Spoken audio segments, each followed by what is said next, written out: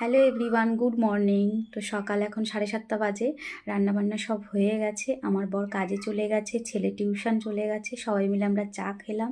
বাবা চা খেয়ে বাইরে হাঁটতে গেছে, একটু বেরিয়েছে, বাইরে রাস্তায় হাঁটছে। আর আমি গেছিলাম একটু সজনের ফুল কুড়াতে। তো চলুন দেখাই আজকে কি কি রান্না করেছি। এখনও আমার বাসন মাজা হয়নি, রান্নার পরেই না সজনের ফুল কুড়িয়ে আসি, এখন যেহেতু সজনের ফুল পড়ে।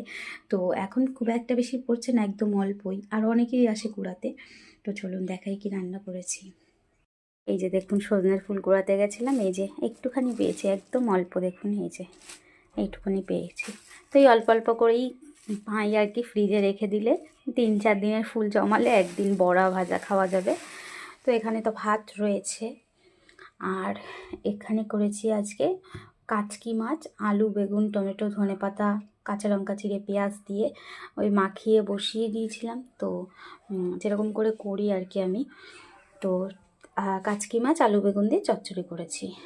আর এখানে করেছি মুরগির মাংস।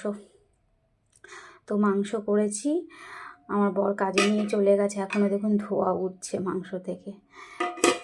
তো এই জন্য একটু ফাঁকা করে রাখলাম, আর এটাও ঝুড়ি দিয়ে ঢেকে রেখেছি যেহেতু গরম। আর এখানে রয়েছে রুটি। তো এখন দেখুন এদিকে বাসন পড়ে রয়েছে, এখন বাসনগুলো মেজে নেবো এদিকে। আর ওটা রয়েছে চাল ধোয়া জল, ওটা গাছে দেব। তো এবার বাসনগুলো মেজে নিই, তারপরে ঘরের সমস্ত বাসি কাজ পড়ে আছে, বিছানা গোছানো, ঘর মোছা, সব কিছু, ঘরটা ঝাড় দিয়ে নিয়েছি। তো ঠিক আছে, এবার সমস্ত কাজ করে নিই।